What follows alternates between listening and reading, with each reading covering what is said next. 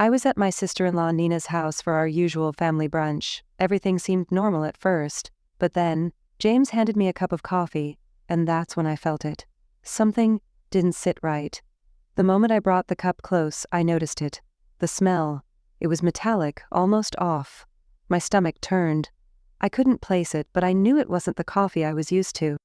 I froze for a second, unsure of what to do. I looked at the cup in my hands, trying to convince myself it was just my imagination, but something about it felt wrong. James, my sweet, thoughtful husband, had always been the one to take care of me, always making sure I had what I needed, but lately, things were starting to feel strange. I couldn't put my finger on it, but the little things, like how he'd been spending more time with Nina, how they'd whisper when I walked into the room, how I kept getting sick after meals with them, it was starting to add up. Still, I never thought it would come to this. I thought about how often I'd been sick before, always after meals at their house. It was becoming a pattern, but I had always brushed it off. Maybe it was just bad luck or something I ate, but this time something told me that this coffee, this moment, could be different.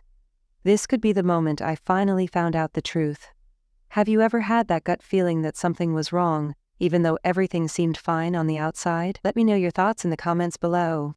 I remember the first time I felt like something was off. It was subtle at first, just a minor upset stomach after a meal at Nina's house. I brushed it off. Maybe it was something I ate, or maybe I'd just eaten too much. It happens, right? But then it happened again, a few weeks later, at another dinner. This time, it was a weird allergic reaction. My skin started itching, and my throat felt tight. I didn't know what triggered it, but I felt uncomfortable, like something was just wrong. I told James about it, of course. He was concerned, but there was always an explanation. Maybe it was something I ate earlier that day, or maybe I was just coming down with something. His excuses were always so quick, so reassuring, that I wanted to believe him. I wanted to believe that it was nothing, just a series of coincidences. But then, it happened again. This time, it was breakfast at Nina's. I started feeling sick almost immediately after eating. A few hours later, I was doubled over in pain trying to figure out what had happened. Each time, James had an excuse. But I started to notice a pattern. The incidents weren't just random. They happened after meals at Nina's house, and it was always the same. I'd feel fine before, and then suddenly something would go wrong. A stomachache, nausea, a rash. It wasn't just bad luck. No, something wasn't adding up. And that's when the thoughts started creeping in. What if these weren't accidents? What if they were intentional? It's funny how when you first start questioning things, you try so hard to dismiss the thoughts in your head, but over time you can't ignore the feeling anymore. The tiny cracks in my trust were growing, and every little accident made me feel more uneasy.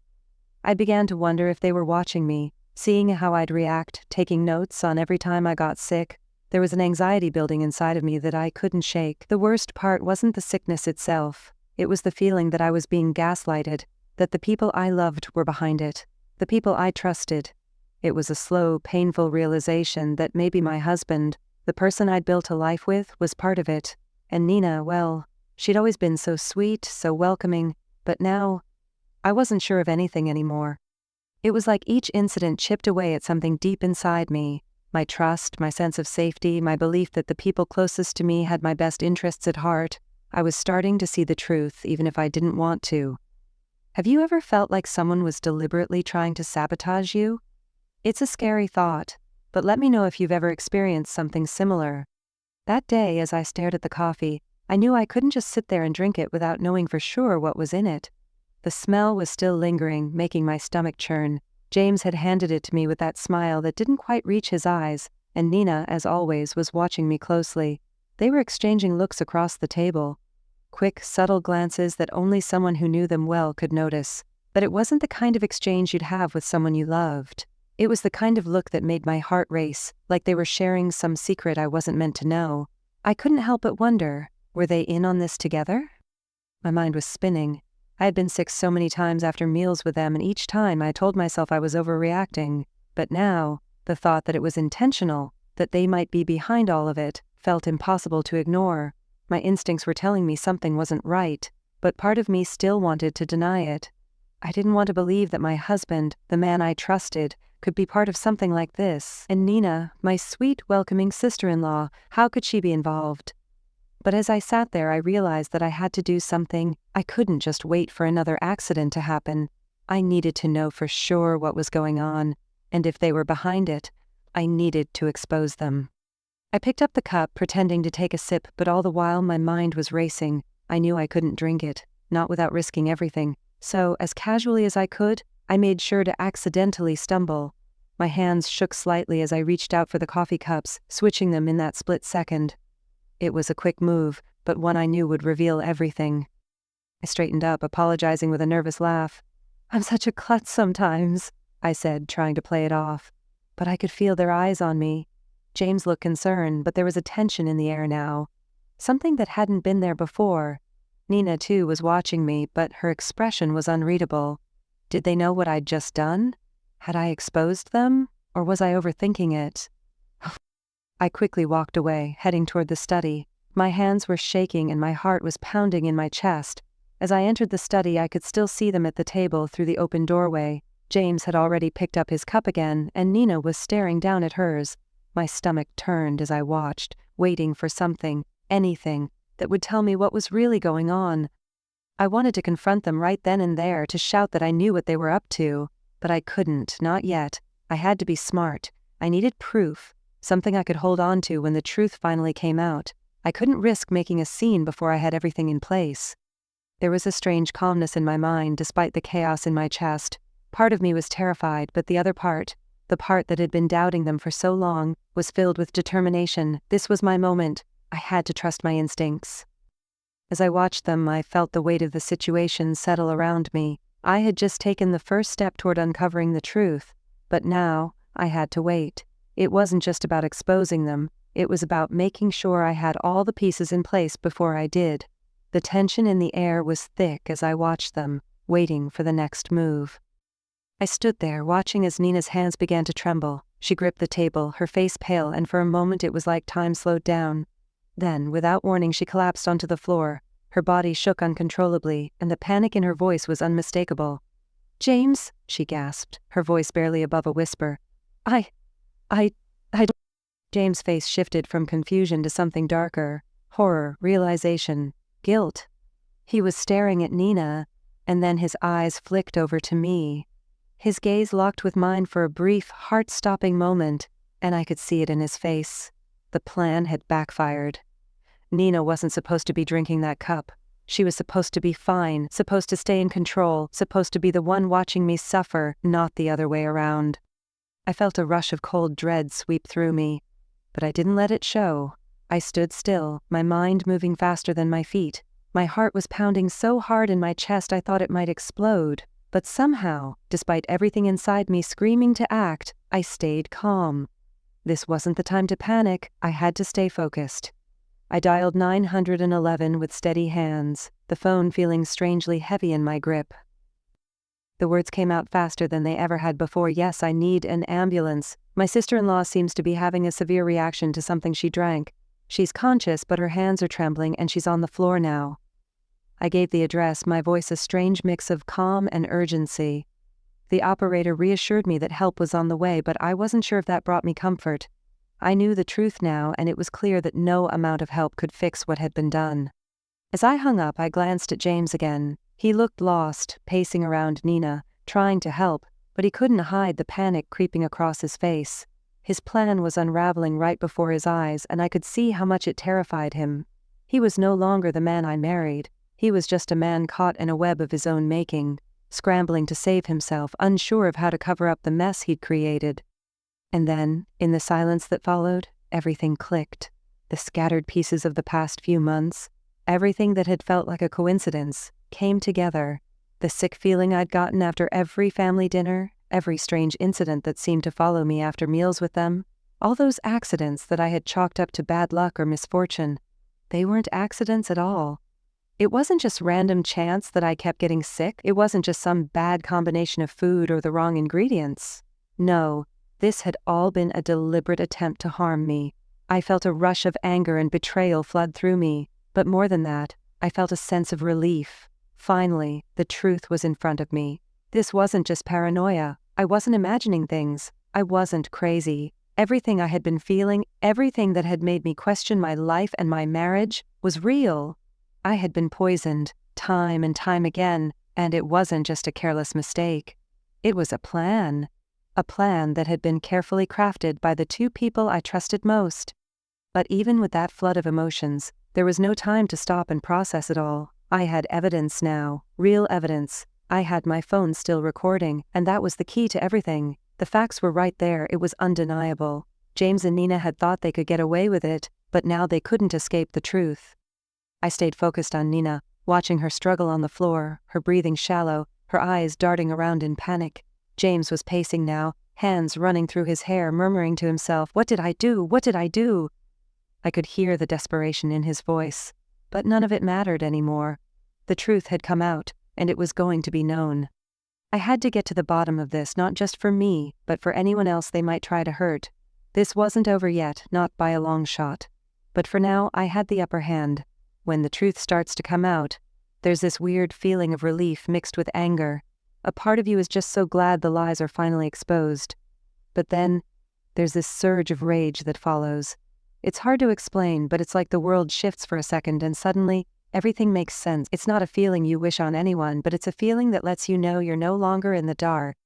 Nina's trembling grew more intense as she lay on the floor, her face twisted with pain and fear. It felt like the room was closing in around me, the weight of everything crashing down all at once.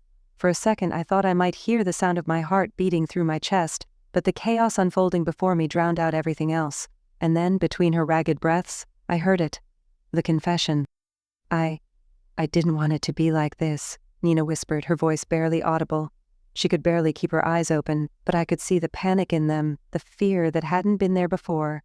This wasn't the confident, calculated woman I'd known. This wasn't the sister-in-law who had smiled and welcomed me into the family with open arms. No, this was someone completely different, someone caught in a lie that was finally unraveling. Her words were shaky, but I heard them clearly. "James and we've been planning this for months. We've been trying to get you out of the picture. We wanted you gone, out of the way, for good." I felt a cold, icy sensation wash over me, and my stomach twisted. My body went numb for a moment, the magnitude of her words hitting me like a punch to the gut. All the times I'd gotten sick, the moments I'd felt off, everything finally clicked.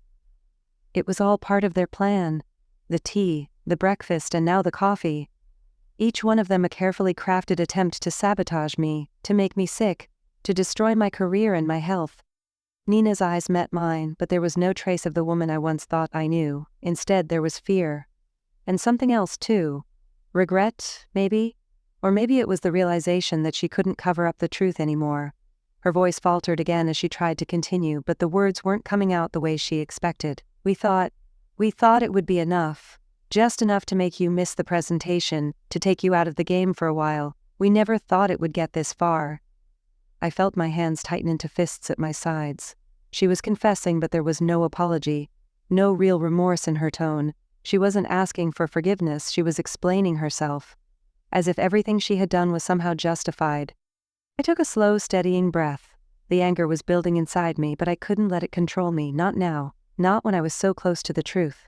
"You wanted me gone," I said, my voice flat, steady. It was almost like I was talking to a stranger, not the woman who had once been part of my family. "You and James thought poisoning me would make everything go your way. All those times I was sick.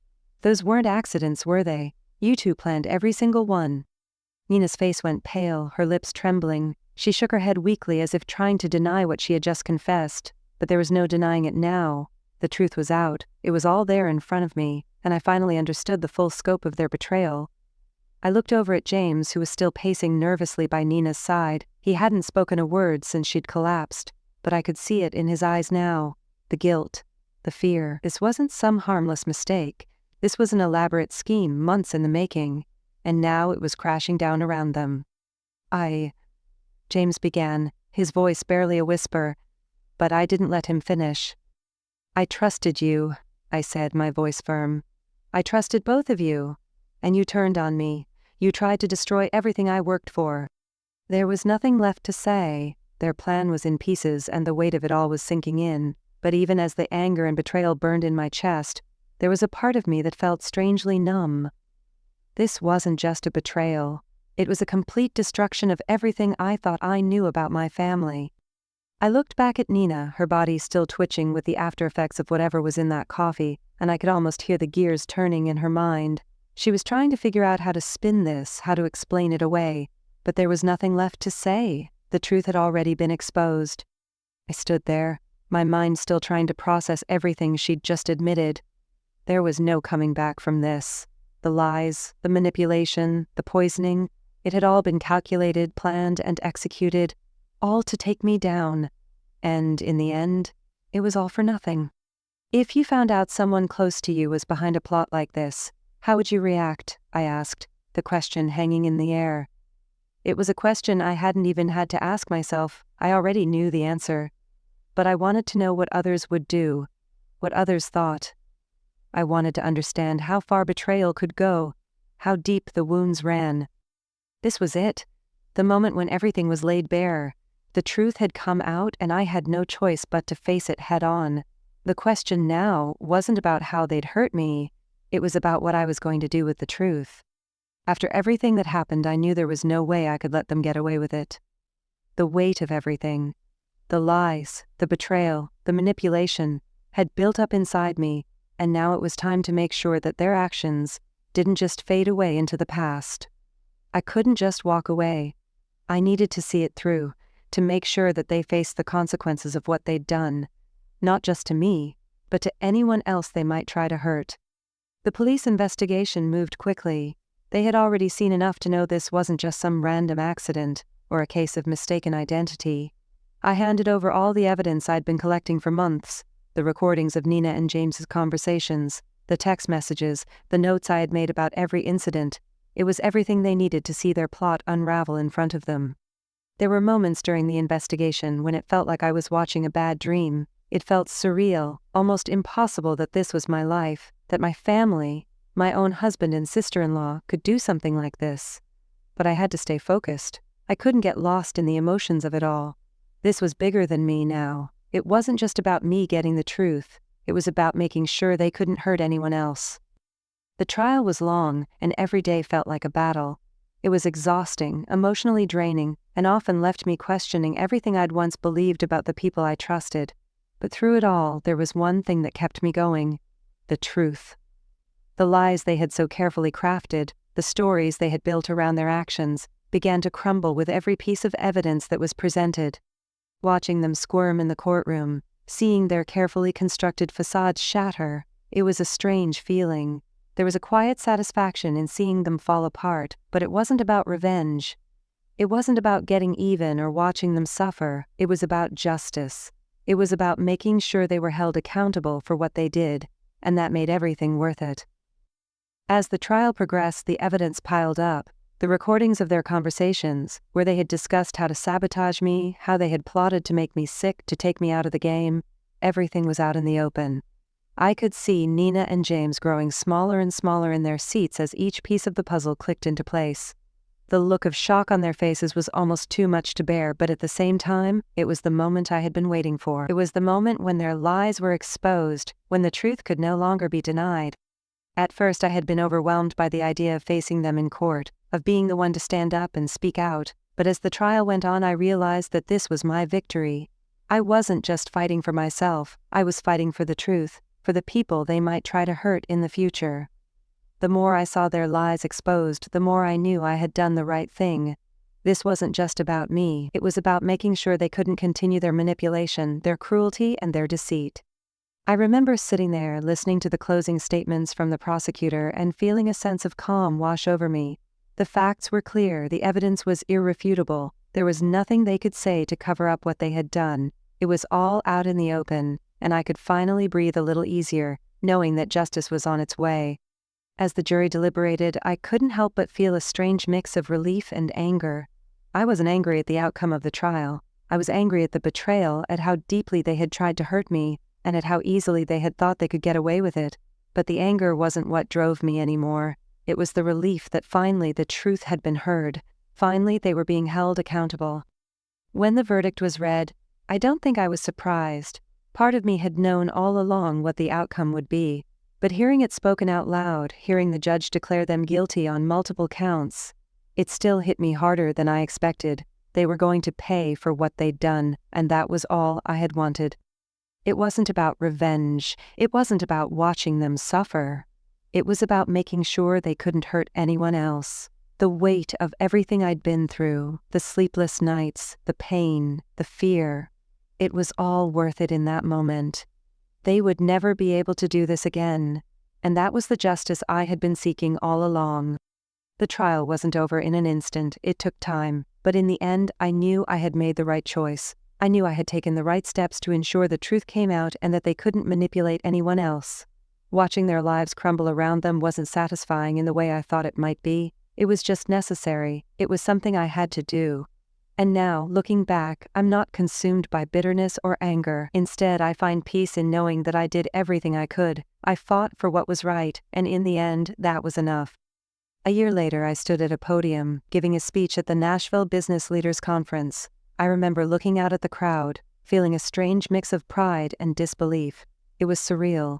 Everything I had worked for, everything I had fought for, was now in front of me. This was exactly what Nina and James had tried to stop me from achieving.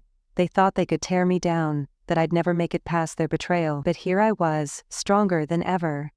I took a deep breath and began speaking not just about business or success, but about resilience, about the importance of pushing forward even when life throws you curveballs. I talked about how success isn't just about talent or skill, it's about integrity, and building genuine relationships based on trust. Trust that, for me, had been shattered in the worst way by the two people I had loved the most. But I didn't just survive it, I thrived. Standing there, giving that speech, I realized how much I had grown in the past year. The betrayal I had suffered wasn't something that would define me. It wasn't something I would let hold me back. If anything, it had made me stronger. It had fueled my determination to succeed, to prove not just to them but to myself that I could rise above it all. They thought they could destroy my career, my health, and my spirit, but all they did was give me the fuel I needed to soar higher. As I spoke, I could feel the strength inside me growing. This was my moment. This was the moment when I realized that no matter how hard they tried to knock me down, I was still standing. Their attempt to tear me down only made me more determined.